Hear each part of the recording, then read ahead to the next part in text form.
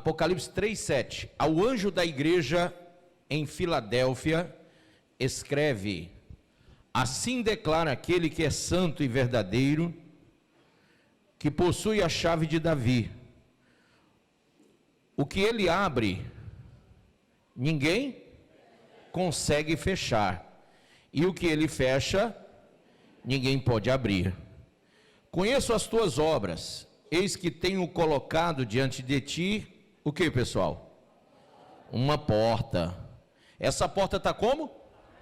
Aberta, grife isso. Eis que tenho colocado diante de ti uma porta aberta, que ninguém consegue fechar. Tens pouca força, mas obedeceste a minha palavra e não negaste o meu nome. Farei aos da sinagoga de Satanás, aos que se dizem judeus e não são, mas mentem. Sim, farei que venham adorar prostrados aos teus pés e saibam que eu te amo. Porque deste atenção, porque guardaste a minha exortação, quanto a suportar os sofrimentos, com que, pessoal? Com paciência. Eu igualmente te livrarei da hora da tribulação, olha só como está escrito, que virá sobre o mundo todo, para pôr à prova os que habitam sobre a terra. Eis que venho como? Sem demora. Conserva o que tens, para que ninguém tome a tua coroa. Farei do vencedor uma coluna no templo do meu Deus, de onde jamais sairá. Escreverei nele o nome do meu Deus, o nome da cidade do meu Deus, a nova Jerusalém que desce do céu, da parte do meu Deus, e igualmente escreverei nele o meu novo nome. Aquele que tem ouvidos, ouça, compreenda o que o Espírito revela às igrejas. Põe a mão sobre a Bíblia e diga: Pai, esta é a tua palavra. Fala ao meu coração, me ensina a tua palavra, me revele, Senhor, pelo Espírito da graça, em nome de Jesus. Podeis vos assentar. Que o Espírito de Deus te favoreça. Diga para o seu irmão que o Espírito de Deus te favoreça essa noite. Nesse lugar, o Espírito de Deus te revele as coisas ocultas, te revele aquilo que a mente humana, que o intelecto humano não consegue compreender. Amém? Você abençoou o seu irmão? Abençoou mesmo? Teve gente que nem olhou para o irmão, então olha para ele e diz assim: eu estou te abençoando com essas palavras. Amém? Queridos, nós entendemos aqui no texto uma revelação à igreja de Filadélfia, e quando o anjo, ele traz essa revelação, quando Jesus traz essa revelação ao anjo da igreja de Filadélfia, e esta palavra foi revelada a João na ilha de Patmos, ele declara que essa igreja, ela tem que ter essa visão, essa convicção, essa certeza, essa fé, de que o Senhor abre, ninguém fecha. E aquilo que o Senhor fechar, ninguém pode abrir. E ele vai falar isso numa situação até de consolo, porque no verso 8 ele confessa e dizendo: conheço as tuas obras, eis que tenho colocado diante de ti uma porta aberta, que ninguém consegue fechar. Ele está dizendo o quê? Que muitos tentam fechá-la, mas ninguém consegue. Essa igreja é uma igreja fiel, é uma igreja que busca o Senhor de todo o coração, é uma igreja que apregou a palavra com verdade. Então, essa porta está aberta, muitos tentam fechá-la, mas ninguém consegue. Isso é o que ele fala a Filadélfia, e ele diz assim: tens pouca força, mas obedeceste a minha palavra, e não negaste o meu nome.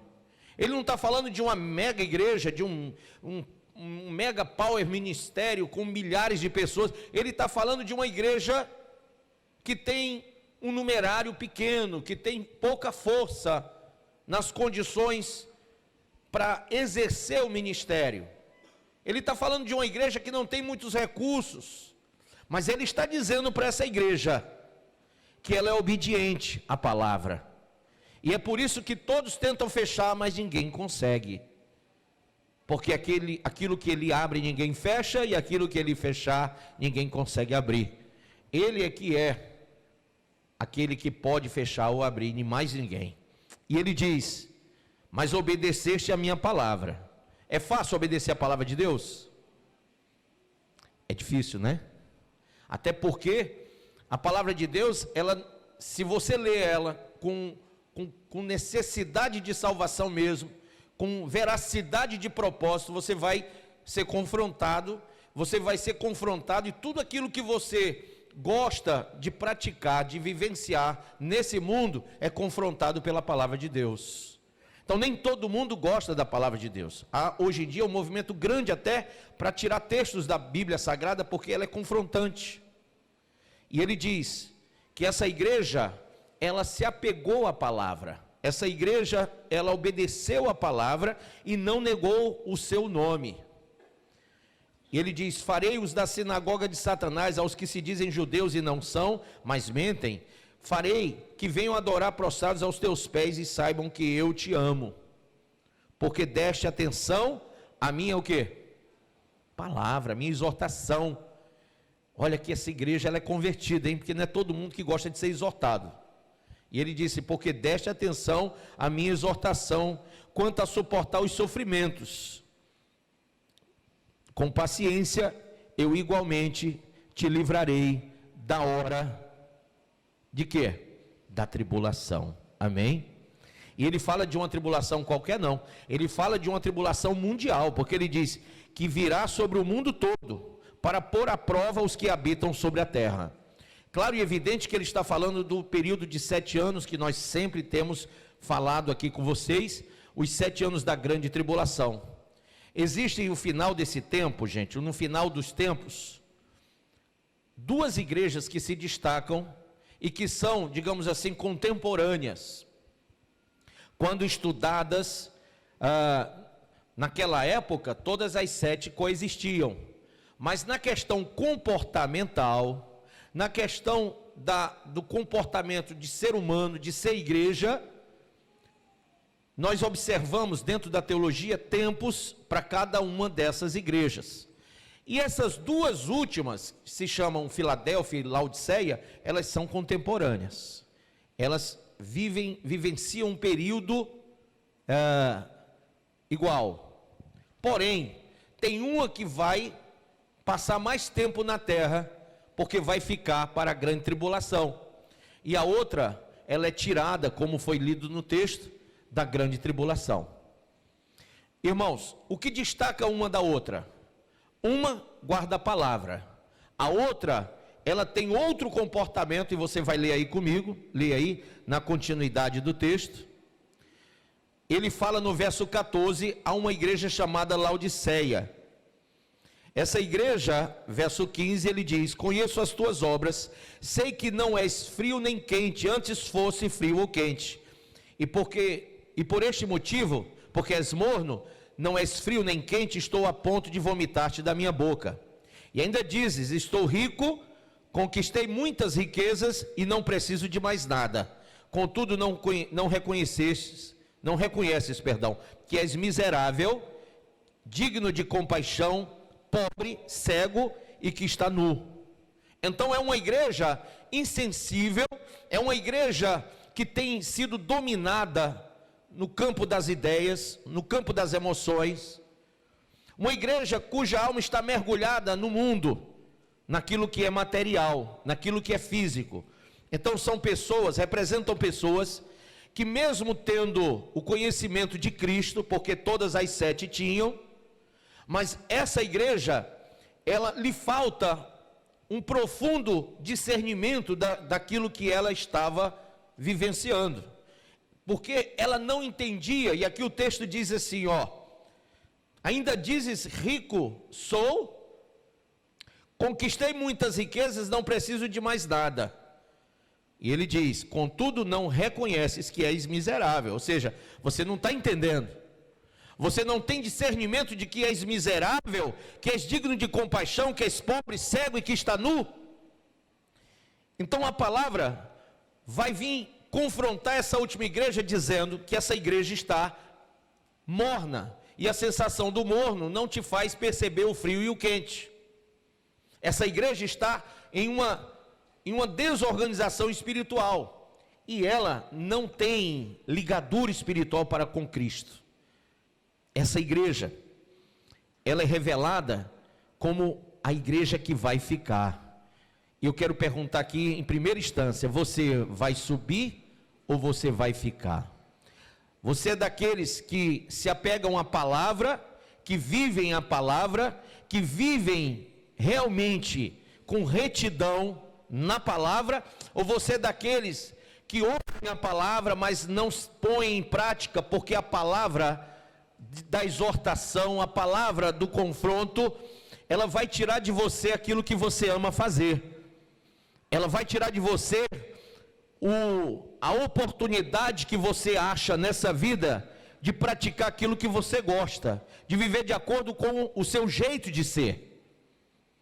Você tem que escolher qual a igreja você vai congregar agora, nesse último momento. Porque a primeira igreja que vai subir, a Filadélfia, ela tem uma compostura espiritual, ela tem um posicionamento firme, apesar das dificuldades, apesar de todas as confrontações por que ela vai passar e porque ela está passando, apesar de todos os problemas. Não existe aqui nenhuma diferença em termos existenciais. As duas existem, as duas passam por todas as coisas, como está lá em Eclesiastes capítulo 9, todos que estão debaixo do sol vivem as mesmas coisas, mas a recepção da palavra, a prática da palavra, a vivência da palavra em Filadélfia é latente, é totalmente absoluta, é totalmente, objetiva. E já no tocante a Laodiceia, não. A questão comportamental de Laodiceia é de uma igreja que está relativizando todas as coisas e que procura os seus prazeres, procura as suas conquistas pessoais. Eu queria que você caminhasse comigo aí para o Evangelho de Mateus. Abra aí, por favor. Capítulo de número 25. Quando Jesus fala sobre o período do arrebatamento, ele cita essa parábola de Mateus 25, e ele fala que à meia-noite, versículo 6, tardando o noivo, verso 5, foram todas tomadas de sono e adormeceram. Mas à meia-noite ouviu-se um grito: eis o noivo, saía ao seu encontro. Então se levantaram todas aquelas virgens e prepararam as suas lâmpadas. Olhe só, que quando elas prepararam as lâmpadas, 5 delas estavam com lâmpadas e azeite, e 5 estavam com lâmpadas, mas sem azeite, ou com pouco azeite, tão pouco que elas disseram às prudentes, veja no verso 8, e as loucas disseram às prudentes: dai-nos do vosso azeite, porque as nossas lâmpadas estão se apagando. Sabe, essas virgens loucas são aquelas pessoas que estão enlouquecidas, estão ensandecidas com esse mundo. São aquelas pessoas que estão ouvindo a palavra e não estão se dando por avisadas. São aqueles crentes, eu não estou falando do mundo não, porque a carta aqui que João escreve é para a igreja, é sobre a igreja, é em relação à igreja. Porque todas as vezes, todos os domingos fazemos Santa Ceia, sim ou não? E todos os domingos a gente lê o texto sagrado lá em 1 Coríntios, capítulo de número 11, versículo 23 em diante, quando Paulo escreve sobre a ceia. E olha só, o texto já diz: examine-se o homem a quem? A si mesmo. Nós temos que examinar, irmãos, se somos uma igreja louca, que está sentada aqui em poltronas, mas que não tem um evangelho na vida, que não vive a prática do evangelho. É loucura você saber que o mundo está agora em caos geopolítico. É loucura você perceber que pode acontecer uma terceira guerra mundial, numa situação inclusive de bombas nucleares, que podem destroçar com natureza, com fauna, com flora, pode acabar com toda uma estrutura do comércio mundial, que pode trazer enfermidades no âmbito mundial também, que vai destruir muitas pessoas, e você no meio sentado num barril de pólvora, você se torna uma pessoa fria, uma pessoa inconsequente, uma pessoa insensível, uma pessoa imprudente, uma pessoa que não se percebe no contexto geopolítico, quanto mais num contexto espiritual. Se nem vendo as coisas naturais, você não deixa a prática dessa loucura, dessa insanidade, dessa frieza, dessa descompostura, imagine se agora você tiver a revelação do Espírito, como eu falei na oração inicial. Imagine se agora Deus te der a revelação do que está por vir a qualquer momento. Será que você não vai percebendo a si mesmo, percebendo a sua vida, percebendo a sua estrutura, percebendo esse falso evangelho, o qual você está vivendo? Será que agora você não vai fazer como as loucas fizeram? E elas vão dizer às prudentes: dai-nos do vosso azeite, porque estamos com pouco e vai faltar. E as prudentes disseram: não, para que não nos falte a nós e a vós outras. Ide aos que o vendem e comprai deles, e depois voltai para cá. Esse é o grande problema. Essa ida e essa volta tem um tempo. Essa ida e essa volta tem um momento de tempo, tem um lapso temporal.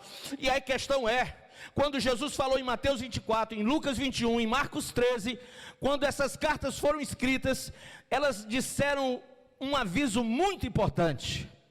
E esse aviso é: vigiai e orai, porque não sabeis o dia nem a hora. Olha só, nós não sabemos o dia e a hora, mas achamos que vai dar tempo. Tem um termo aí que a turma usa muito, hashtag vai dar certo. E tem muito crente hashtag vai dar certo. Tem muito crente dizendo: bispo, eu estou frio, eu estou desviado, eu estou fraco, eu estou débil, eu estou isso, eu estou aquilo, mas vai dar certo, bispo. Vai ter um tempo que eu vou me levantar de novo, vai ter um tempo que eu vou voltar a ser aquele crente, aquele irmão que ama a palavra, que ama a igreja, que ama. E eu digo para você, o diabo está te enganando, irmão, porque nem Jesus e nem os santos anjos sabem o dia, somente o Pai. Então é jactancioso, chega a ser abusivo a posição de Laodiceia, porque ela quer profetizar um tempo que já não resta mais.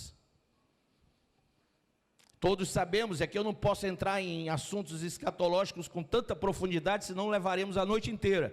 Mas todos sabemos que essas guerras e rumores de guerras e terremotos e peste e fome, tudo está profetizado, e que isso aí é o final do princípio das dores, ou seja, o final do período de formação da igreja, o lapso de tempo chamado período da graça ou período da igreja. Estamos já 2000 anos, irmãos.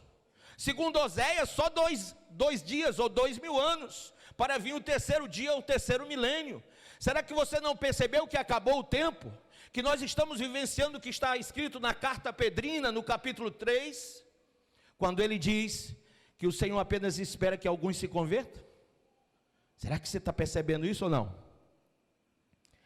Gente, o Senhor repreende Laodiceia, o Senhor repreende dizendo: olha, você está morna, e eu estou a ponto de vomitar-te da minha boca. Dá para entender isso? Dá para entender que loucura um crente não perceber a si mesmo, não examinar a si mesmo, e entra 6, sai 6, entra 6, sai 6, e come e bebe indignamente, condenando-se, porque a Bíblia diz que quem come e bebe indignamente, come e bebe para a sua própria condenação, porque não entende, não discerne, não conhece o que é ser corpo de Cristo. E fato é que nós realmente temos hoje uma igreja no século 21 que não conhece. O mal de Israel parece que passou para a igreja, porque a Bíblia diz lá em Oséias que o povo de Israel era destruído porque lhe faltava conhecimento. Mas a igreja também. A igreja está, vamos usar um termo assim, mandigada. A igreja está cheia de mandingas, de coisas espirituais que nada tem a ver com a Bíblia, mas com todo um compêndio religioso que está ligado ao movimento afro, ao movimento, sabe, hindu, e a vários outros movimentos, até do Antigo Egito. Nós praticamos festas no Brasil, e o nosso calendário está cheio de, como que chama quando não trabalha? É o feriado, isso. Estamos cheios de feriados que estão ligados a toda uma indumentária religiosa, em toda uma construção religiosa pagã.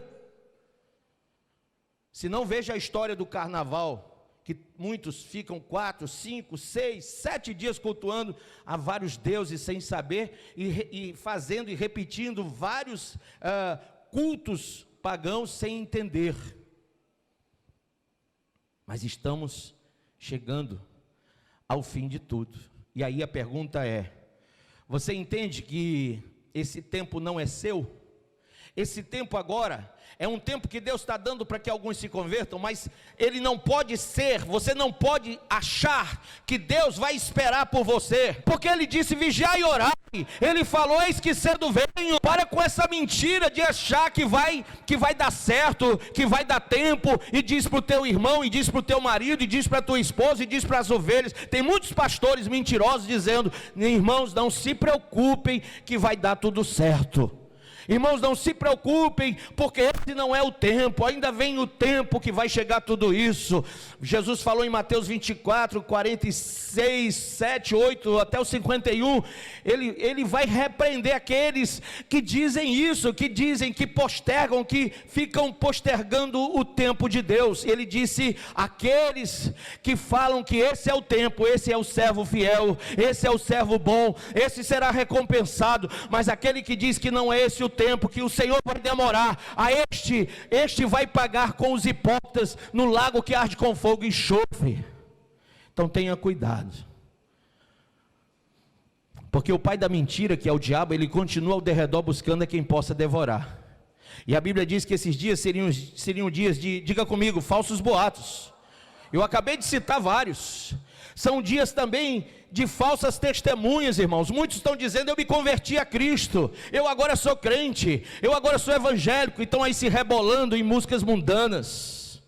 São pessoas que dizem que são crentes, mas atrás do dinheiro elas são ferozes loucos, que ultrapassam até os limites do bom senso, irmãos. Tem muitos que dizem que são de Jesus e não são congregação do diabo.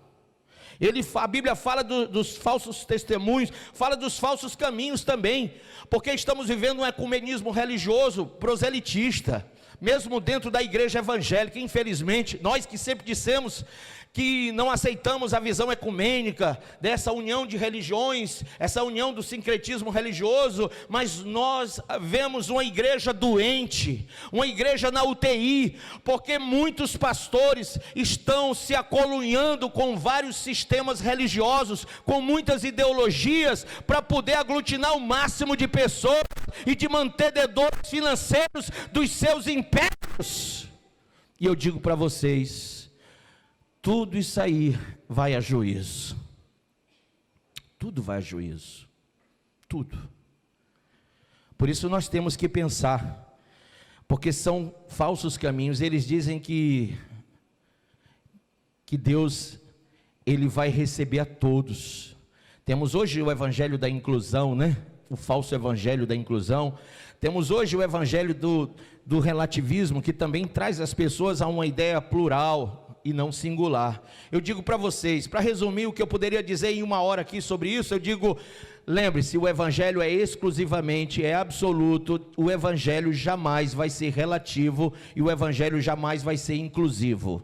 Quando você fala de evangelho, você fala de uma exclusividade. Você não é mais um na fila do pão, você é filho de Deus, porque nasceu não da vontade do homem, nem do sangue, nem da carne, mas da vontade do Pai, e só é filho de Deus assim.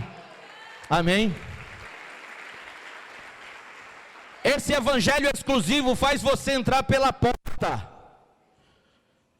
e não pular pelo muro.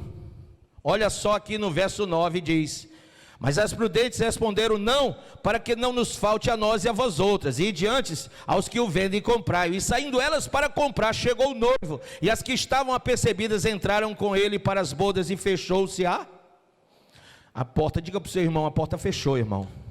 Não foi só essa porta que fechou. Quando lá, a Bíblia diz que o arrebatamento será como na época de Noé, né?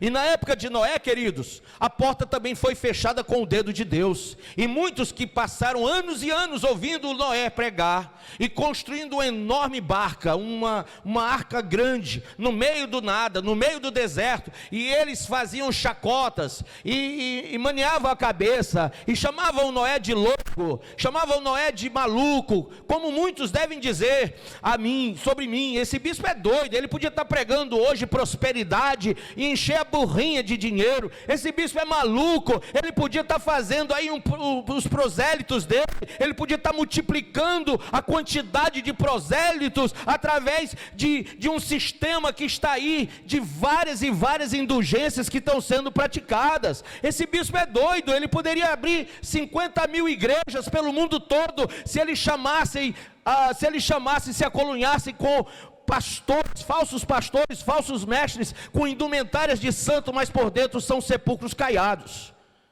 Noé também foi chamado de doido, porque ele resolveu ser separado para Deus, porque ele resolveu crer no Senhor. E a Bíblia diz: crer no Senhor e será salvo quem? Tu e a tua casa. E olha o que aconteceu com Noé, né? Olha o que aconteceu com Noé. Ele creu e foi salvo ele e a casa dele. Quem quer salvar a sua casa? Diga para o irmão: creia no Senhor. Mas só foi salvo quem entrou pela? Diga para o irmão: você vai entrar pela porta? Porque quando a porta se fechar, você não entra. Veja só o verso seguinte, verso 11: mais tarde chegaram as virgens loucas, clamando: Senhor, Senhor, abre-nos a porta. E elas batiam na porta. Mas ele respondeu: em verdade vos digo que não vos conheço. Vigiai, pois, porque não sabeis o dia e nem a hora. Amém, irmãos? Vocês entendem isso?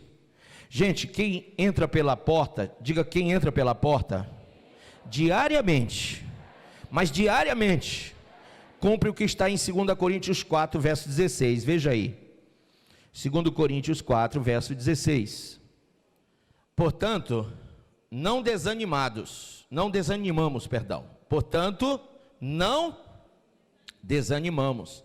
ainda que o nosso exterior esteja se desgastando, o nosso interior está como? Em plena renovação dia após dia. Amém ou não amém? Pois as nossas aflições leves e passageiras estão produzindo para nós uma glória incomparável de valor eterno.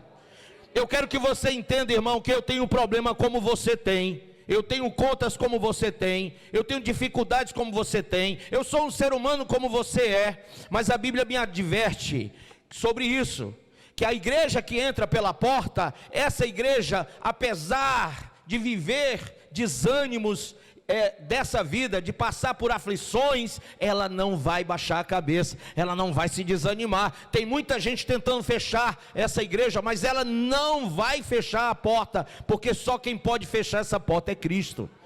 Sabe, tem muita gente tentando afastar você de Jesus, mas se você é a igreja que vai entrar pela porta, você não desanima diante de qualquer tipo de coisa. E a Bíblia diz: ainda que o seu exterior esteja desgastado, mas o seu interior todo dia vai se renovando. Então não tem crente que vai entrar pela porta fraco, não tem crente que vai entrar pela porta desviado, não tem crente que vai entrar pela porta frio, não tem crente que vai entrar pela porta. Entenda, quem entra pela porta tem a visão de Filadélfia.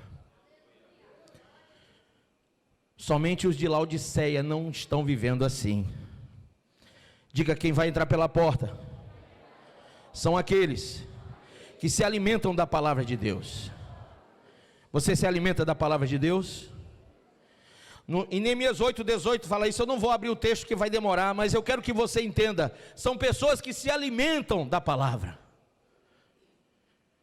Aqueles que vão entrar pela porta são pessoas que diariamente louvam a Deus. Você louva a Deus em todas as coisas?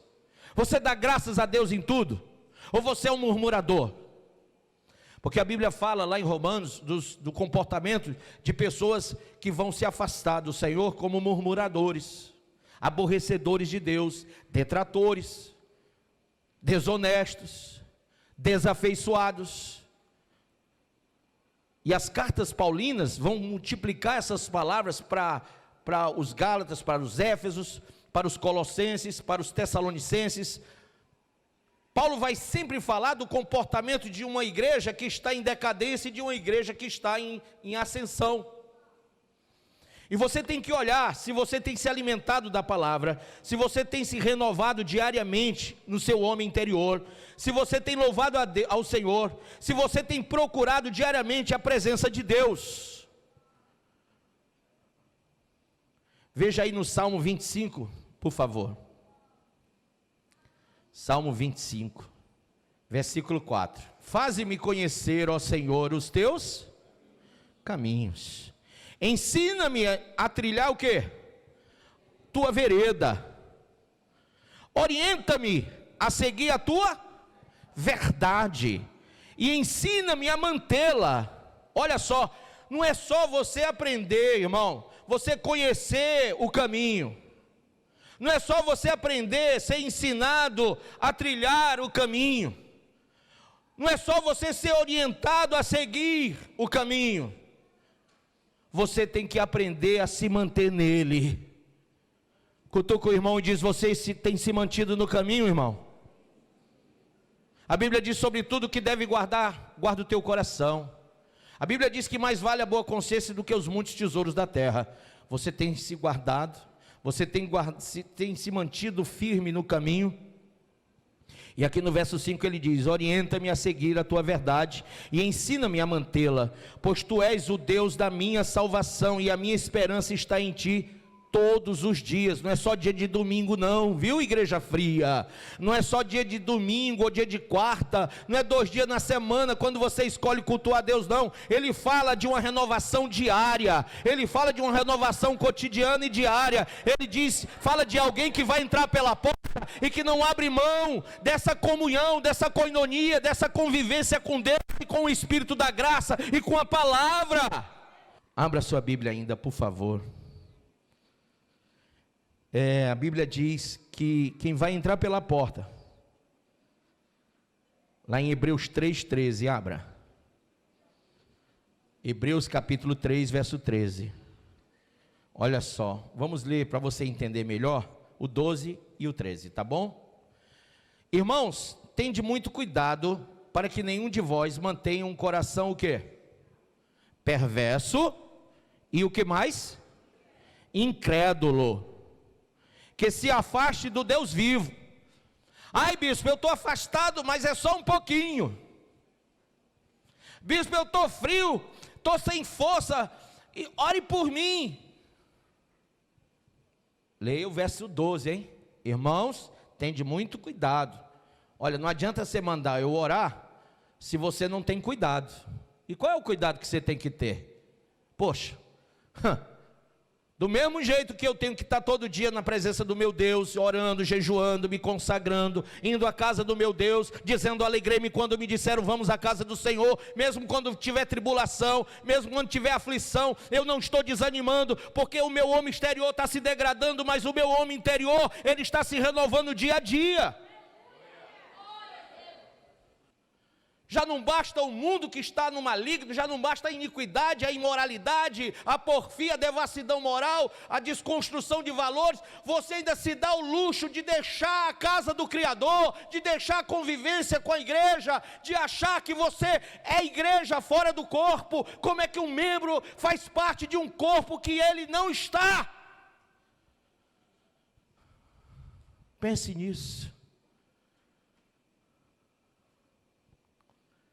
Versículo 13. Diga para o irmão, tem cuidado, irmão, para não te afastar de Deus.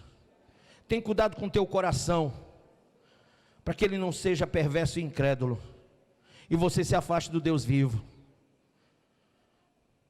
13 diz: pelo contrário, exortai-vos. Exortai-vos. Você tem raiva de quem te exorta? Pois eu vou dizer: exortai-vos, exortai-vos mutuamente todos os dias. Não é só quando der, não, é todo dia. Eu quero ter crente que liga para o outro e diz: ei, irmão, o que está acontecendo contigo? E o outro vai dizer assim: tu não tem nada a ver comigo. E você vai dizer: tenho sim. O outro vai dizer: não, não tem. Tem sim. Se você diz que é do corpo e não se incomoda e não dói, quando você vê alguém fazendo bobagem, você não é do corpo. Pelo contrário, exortai-vos mutuamente todos os dias, durante o tempo, que se chama quando? Hoje. De maneira que nenhum de vós seja o quê? Embrutecido pelo engano do pecado. Tem gente que está tão embrutecido, é o chamado crente brucutu, que você vai falar para ele que ele está em pecado e que ele tem que se arrepender, que ele tem que se voltar para o Senhor, que ele tem que voltar para a igreja, que ele tem que voltar para a graça de Deus, que ele não pode continuar naquela prática, e ele fica com raiva da gente. Já tira logo você, como é que chama quando tira da rede social? Como é? Bloqueia. Já bloqueia logo você. Já tira logo você do ar. Quando você vai passando numa calçada, eu já tive esse caso. Uma vez eu vinha passando aqui nessa calçada, e aí um desviado daqui me viu e fez assim, ó, e foi lá para outra calçada, irmão, atravessou a rua. Eu disse: como eu sou importante, que a pessoa ia para o mesmo lado que eu, mas ela resolveu atravessar a avenida aqui e ir para o outro lado, para não esbarrar comigo, porque se ela esbarrasse, irmão, o chinelo, o chicote do céu, sabe? Aquela vara santa, aquele cajado do Pai, ia bater no espinhaço. Aí a pessoa vai, pensa que está fazendo muita coisa. Não, eu vou atravessar a rua aqui, lá do outro lado ele não me vê. Não só eu vejo, como o Pai vê. Ai, que ser incrédulo eu até aceito, mas ser burro, achar que Deus não está vendo, achar que Deus não está ouvindo, achar que Deus não está percebendo, porque Deus é onipresente, onisciente e onipotente. Você quer brincar com o Criador?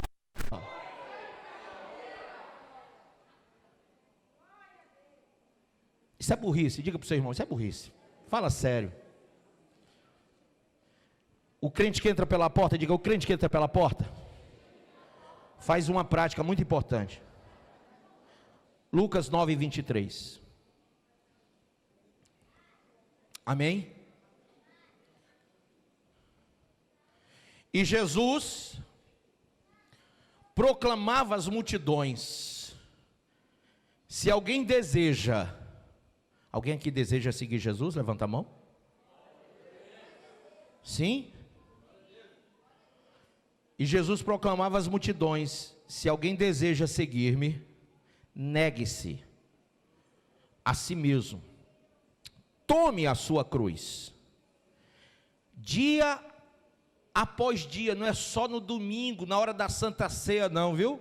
Com aquele choro de crocodilo Dante.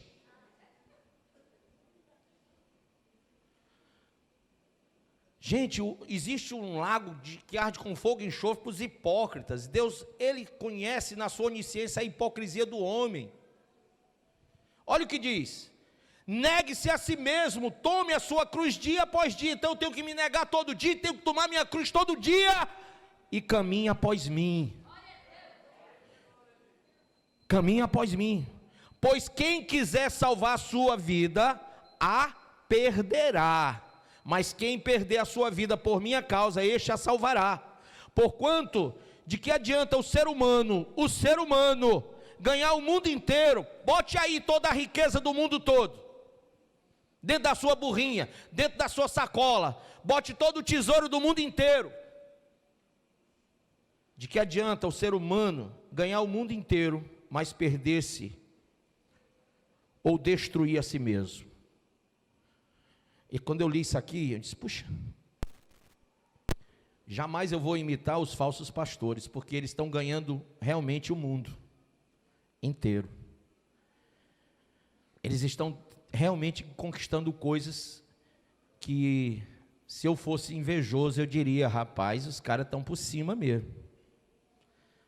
Eles estão por cima e eu estou por baixo.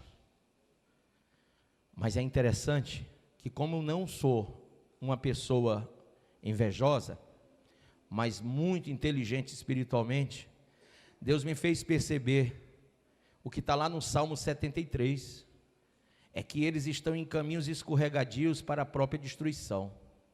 Quando Asaf, e o Asaf aqui não é o filho do pastor Paulo, quando Asaf escreveu isso, ele mostrou claramente o caminho daquele que se desvia, que se afasta de Deus, aquele que acha que prospera no seu caminho, que está tudo bem, mas na verdade o caminho dele é caminho de morte, é caminho de destruição.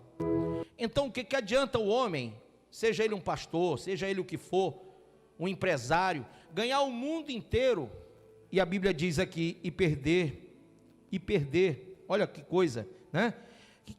Que adianta ganhar o mundo inteiro, mas perder-se?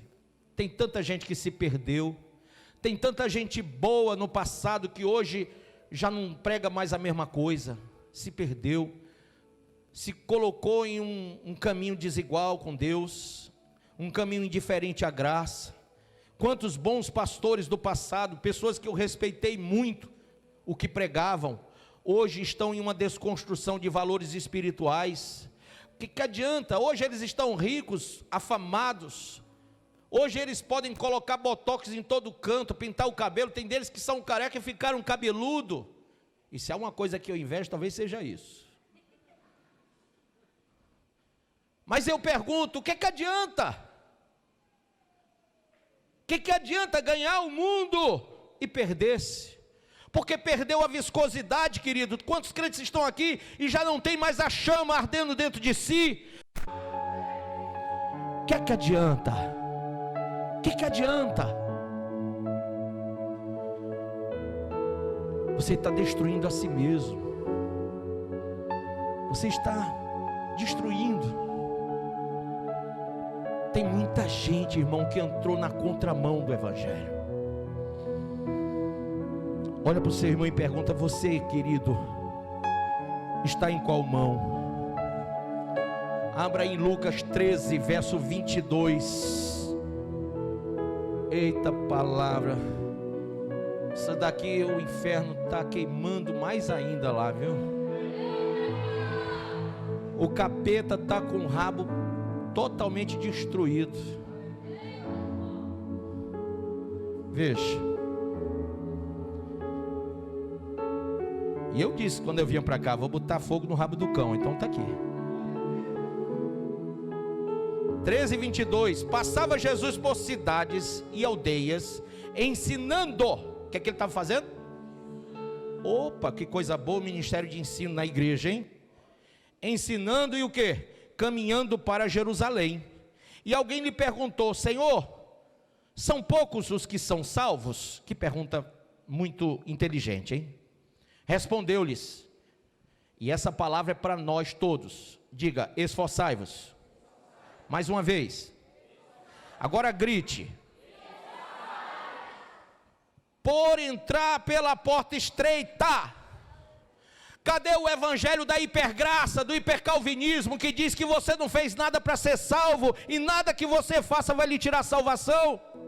A pergunta foi: Senhor, muitos serão salvos ou poucos?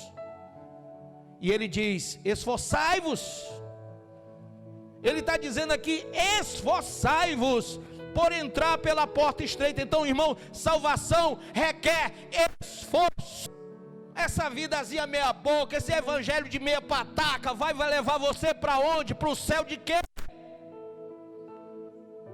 Tem muito crente soberbo, tem muito crente dormindo, sem azeite, com a lâmpada apagada, porque se tivesse acesa tinha uma multidão com ele, porque o mundo está em treva. Onde tem luz, o povo vai para onde está a luz. Mas tem crente que não ganha mais alma, tem crente que não faz mais nada na vida cristã. Por quê? Porque vive no marasmo. Eles acreditam numa graça que dá a eles o conforto, o berço esplêndido. Satanás todo dia canta música de niná para os crentes do século 21. Na, na, nenê, ta, na, na, ni, na, na. E os crentes tudo dormindo. Tudo dormindo.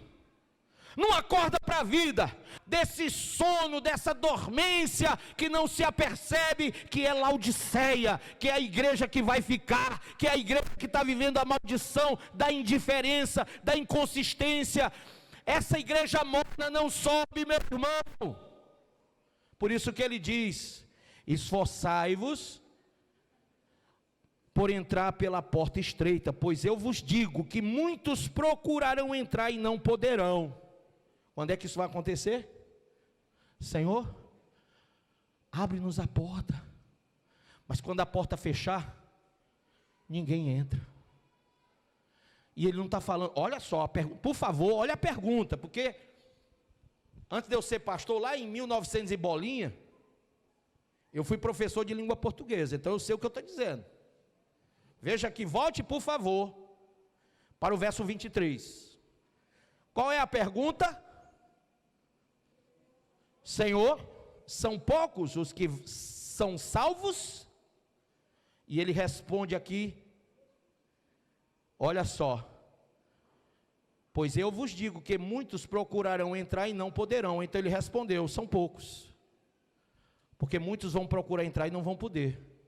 Então ele está dizendo que muitos vão ficar de fora da porta. Sim, muitos vão pegar a porta fechada na cara. E você, irmão, quer ser o que vai ficar batendo e dizendo, Senhor, Senhor, abre-nos a porta, tentando entrar e não vai entrar? Ou você agora, hoje aqui, você está vendo que a porta ainda está aberta? Porque se ela não tivesse, eu não estaria pregando e te dando a oportunidade de salvação. A porta ainda está aberta. Se você quiser esperar que ela feche, você vai bater e não vai mais entrar. Mas enquanto ela está aberta, você pode entrar por ela. E olha o que diz aqui no texto. Vou ler de novo 24, esforçai-vos. O que é se esforçar hoje? Eu não vou para essa igreja porque é distante, esforçai-vos. Eu não vou para a igreja porque eu fico muito cansado do meu trabalho, esforçai-vos. Eu não vou para a igreja porque eu tenho uns familiares que vão lá para casa, uns amigos e uns vizinhos, e eu tenho o meu negócio também à noite, sabe? Eu tenho meus compromissos. Tem um cara que disse para mim, pastor, eu não sou vagabundo não. Quase que eu canto aquela música para ele. Esforçai-vos, esforçai-vos, esforçai-vos. Olha, esforçar quer dizer que nada pode estar na frente do reino de Deus. Buscar em primeiro lugar o reino de Deus e a sua justiça. Esforce para entender. Em primeiro lugar, antes de você deixar qualquer coisa, entende que em primeiro lugar o reino de Deus. Se esforce para entender isso.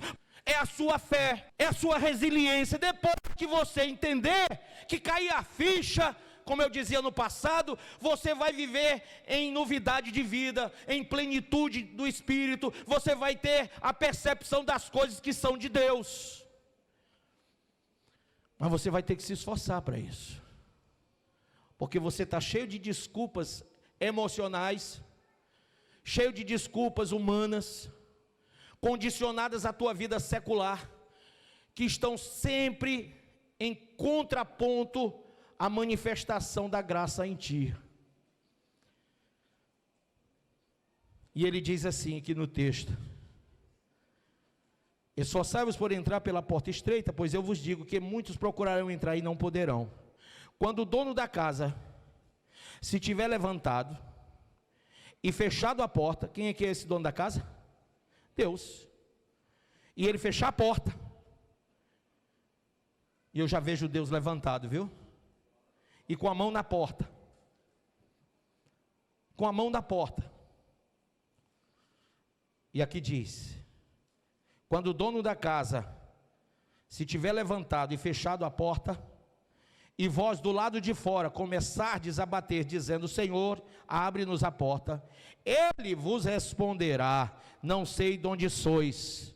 Então direis, comíamos, bebíamos na tua presença, e ensinavas em nossas ruas. Mas ele vos dirá, não sei de onde sois vós, apartai-vos de mim, vós todos os que praticais iniquidades, ali haverá choro e ranger de dentes, quando virdes no reino de Deus, Abraão, Isaque e Jacó, e todos os profetas, mas vós lançados fora. Quem entende isso? Você quer ser lançado fora? Você quer ser lançado fora? Não? Tem certeza? Então entenda agora, Jesus está vindo. Quem entende isso? Quem percebe a gravidade do que está dizendo glória a Deus aí? Você percebe a gravidade? Você percebe que você está dando uma autodeclaração de que você já sabe e que você precisa vigiar e orar?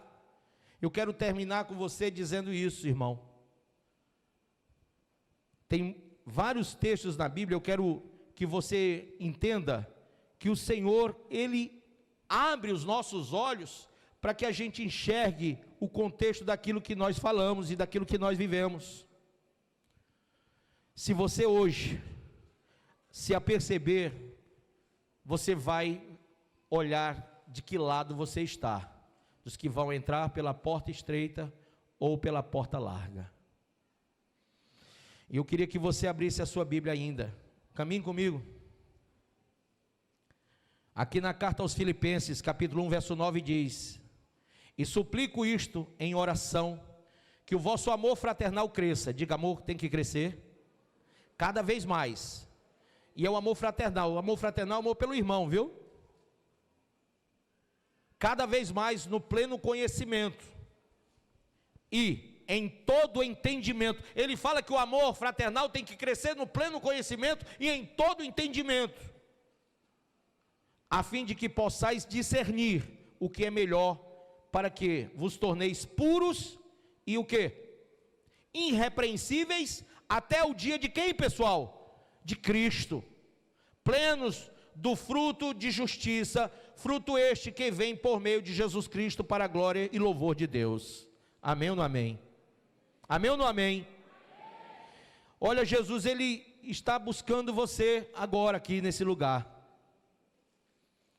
E aqui em Lucas 13, 24 diz: esforcem-se para entrar pela porta. Você está se esforçando?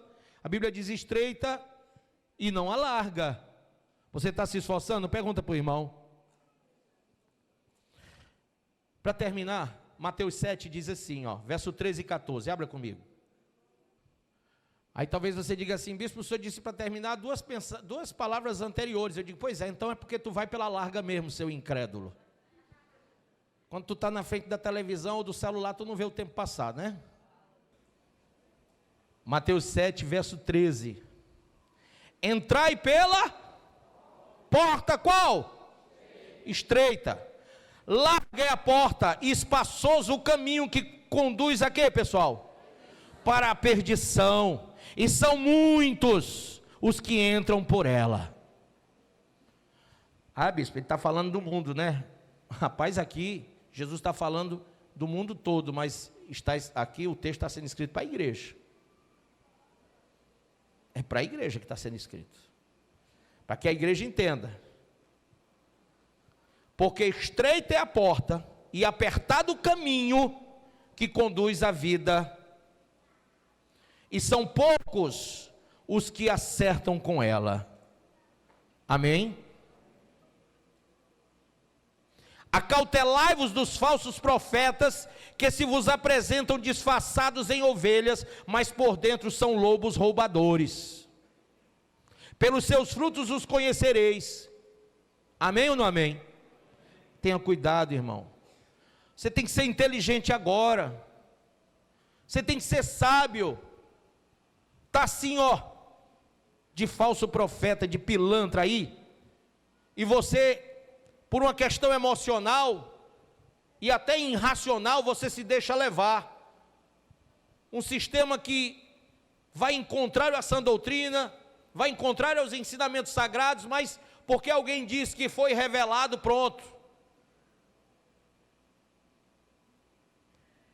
Nós temos aqui em Fortaleza, em várias partes do Brasil, ministérios que estão crescendo muito, mas só à base de revelação, sim ou não? O povo nem abre Bíblia. Vocês abriram aqui quantos textos? 15, 20? eles nem abrem Bíblia. Tem gente que nem usa mais a Bíblia, para quê? Vão lá para receber revelação? Teve uma irmã que chegou para mim e disse assim: bispo, Deus me deu uma revelação. Aí eu digo: ai, lá vem. Fala, irmã. Aí eu ouvi, porque a gente tem que ouvir tudo. Ouvi. Irmã, sem resenha, diminui, vai. Resume no final porque eu já sei que o final de tudo, né? A gente já tá tão... Quando terminou, eu disse: irmã, me diz uma coisa. Essa é a tua revelação? Essa é a revelação que te edificou, que te fez ser uma serva de Deus? É, sim. Olha como foi forte. Existe uma máxima, por isso que todo falso profeta detesta a teologia. Existe uma máxima na teologia que diz que experiência, ou chamado empirismo, não produz doutrina, mas toda doutrina traz experiência para a igreja. Vocês sabem o que quer dizer isso? Dons vêm de Deus, experiências acontecem, mas isso não é doutrina para a base da igreja, isso não é alicerce para a igreja, isso não faz você cristão, não faz você salvo, não faz você puro, não faz você santo, não faz. Eu disse para ela: se essa é a tua base em Cristo, você está em um outro fundamento que não é Cristo. Eu li Gálatas 1:8 para ela, e ela disse: meu Deus, eu estou em maldição de citar sim, porque a Bíblia diz que ninguém pode pôr outro fundamento, ninguém pode pregar outro evangelho, ninguém pode colocar outro, é Cristo, amém? É o evangelho, é a palavra, ninguém pode botar outro. Ah, mas o fulano de tal me revelou isso e aquilo, e realmente aconteceu. Ô irmão, eu não estou descrendo de dons, eu estou falando que dom não é doutrina. Ninguém pode alicerçar a vida cristã em dons. Corinto estava lotado de dons e aceitavam pecado lá dentro. Paulo repreendeu várias vezes. A igreja que mais buscava dons era Corinto, e a que estava mais cheia de pecado também. Porque quando você vai atrás de experiência, você esquece da base doutrinária. E como tem crente que hoje não sabe nem onde é o livro de Mateus na Bíblia. Uma vez eu cheguei numa igreja, e eu disse: abra aí em Jefonias. Todo mundo procurando. Quando eu olhei, até o pastor. Você sabe como isso é angustioso para mim? É desesperador. Eu disse: meu Deus, que é isso, meu pai? O que está acontecendo com a igreja? O que está acontecendo com o povo? Abandonaram a palavra, abandonaram toda a base, estão vivendo devaneios, estão vivendo coisas de loucos. É gente pulando, rodando, fazendo kung fu, é ou não é? Não é verdade? Coisa mais feia do mundo. Gente imitando touro dentro da igreja. Rapaz, outro dia eu tenho numa rádio, o cara... Eu digo: mudei logo. Já achei isso? Mudou tudo, irmão. Mas eu vou te dizer uma coisa que não muda. A Bíblia diz que passará o céu e a terra, mas a palavra de Deus não vai passar. O crente que entra pela porta, ele está firmado na palavra. Amém? Fique de pé em nome de Jesus. Procure.